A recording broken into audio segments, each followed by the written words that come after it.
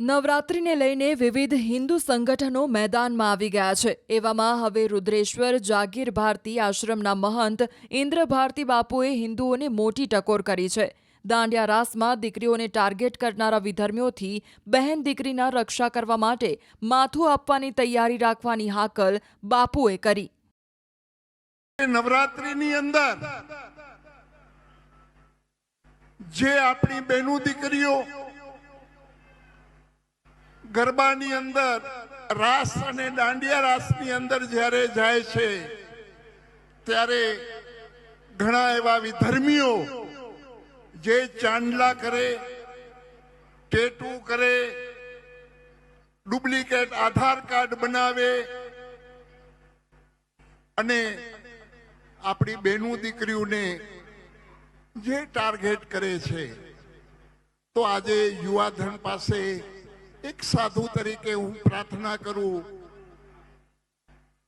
પ્રભુ પહેલા બેનું દીકરીઓ માટે માથા દઈ દેતા, હવે ખાલી ધ્યાન તો રાખજો, તમે ખાલી માથા દેવાની જરૂર નથી, દઈ પણ દેવાય તોય વાંધો નહીં,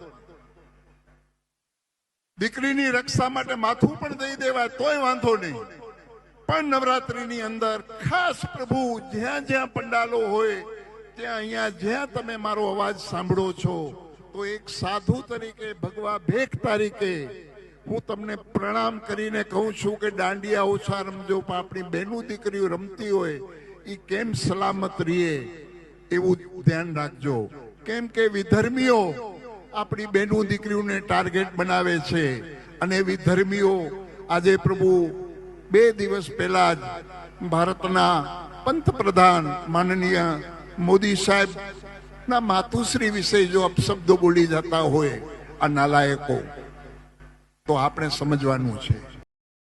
આ તરફ રાજકોટમાં આંતરરાષ્ટ્રીય હિન્દુ પરિષદ દ્વારા વિધર્મીઓને ગરબામાં પ્રવેશ ન આપવાની માંગ સાથે રાજકોટ શહેર પોલીસ કમિશનર કચેરી ખાતે રજૂઆત કરાઈ। દરેકને આઈડી પ્રૂફ અને તિલક કરી પ્રવેશ આપવામાં આવે તેવી માંગ પણ કરવામાં આવી। સાથે જ તમામ ગાયક કલાકાર હિન્દુ રાખવા ટકોર અપીલ કરી। નવરાત્રી સનાતન ધર્મનો પવિત્ર તહેવાર છે અને આમાં નવરાત્રીનો ફાયદો લઈને વિધર્મી લોકો હિન્દુઓની બેન દીકરીઓને ફસાવીને ધર્માંતરણ કરવામાં આવે છે અને આ બાબતની અમે રજૂઆત કરવા અત્યારે કમિશનર સાહેબને આવ્યા છીએ। અને બીજી બાબત એ હતી કે નવરાત્રીમાં કોઈ સનાતનીઓ સિવાય વિધર્મીને પ્રવેશ નિષેધ કરવામાં આવે, કોઈ પણ વિધર્મીની અંદર એન્ટ્રી આપવામાં ન આવે, કારણ કે સનાતન ધર્મમાં એ લોકોનું કાંઈ કામ નથી। તેમ છતાં પણ આ લોકો ડિસ્કો દાંડિયામાં આવે છે શા માટે? ન તો એ લોકો માતાજીને માનતા, નથી એ ભગવાનને માનતા, તો પણ એ લોકોની આવે છે શા માટે? અને જ્યાદી માનસિકતા ધરાવતા લોકો જે છે એ ડિસ્કો દાંડિયા વાળા પ્લેટફોર્મ વાળા એ લોકો એનું પ્લેટફોર્મ અત્યારે પૂરું પાડે છે। એટલે એ લોકોને પણ અમે રજૂઆત અત્યારે કમિશનર સાહેબને કરશું કે જે આયોજકો છે એને અમે રૂબરૂ વાતચીત કરીશું કે આ વિધર્મીને પ્રવેશ નિષેધ કરવામાં આવે, અંદર નો એન્ટ્રી જ કરવામાં આવે કોઈ પ્રકારની। તો ભાજપના આગેવાન અને અર્વાચીન રાસોત્સવના આયોજક સુરેન્દ્રસિંહ વાળાએ એએચપીની માંગને ફગાવી। એએચપીની માંગ સામે સુરેન્દ્રસિંહ વાળાએ વિરોધ વ્યક્ત કર્યો। વાળાએ તો ત્યાં સુધી કહ્યું કે આપણી દીકરીઓ પર આપણને વિશ્વાસ હોવો જોઈએ। જો વિધર્મીઓથી આપણી દીકરીઓ દોરવાઈ જાય તો આપણા સંસ્કારમાં જ ખામી। સામાજિક સૌહાર્દપૂર્ણ બધું ચાલતું હોય છે, બધાના તહેવારો ચાલતા હોય છે, બધા એકબીજા મળીને જતા હોય છે।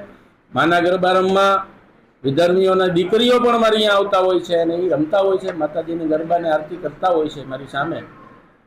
હા, હું એ વાતને ચોક્કસ કહીશ કે 25 વર્ષથી અમે ગરબા કરાવીએ છીએ અને માતાજીની કૃપાથી ત્યાં અહીંયા ઘટિત બનાવ બન્યો નથી। આવા કોઈ પણ લુખાઓ આવશે તો એને છોડવામાં પણ નહીં આવે।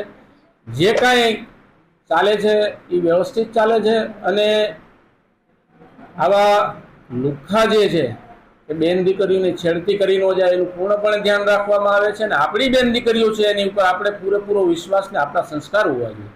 આપણે કોઈની જે દોરાઈ જાય એ આપણા સંસ્કારમાં કંઈક ખામી છે, અથવા તો આપણે એની ઉપર આ શક કરીએ છીએ કે આપણે એની ઉપર ખોટી રીતે શકની નજરે જોઈએ છે। આપણી દીકરીઓના આપણા સંસ્કારને આપણે વિશ્વાસ છે અને બાકી જો કોઈ ખોટી રીતે આ લાઈન ક્રોસ કરવાની કોશિશ કરે તો એને છોડવામાં પણ નહીં આવે।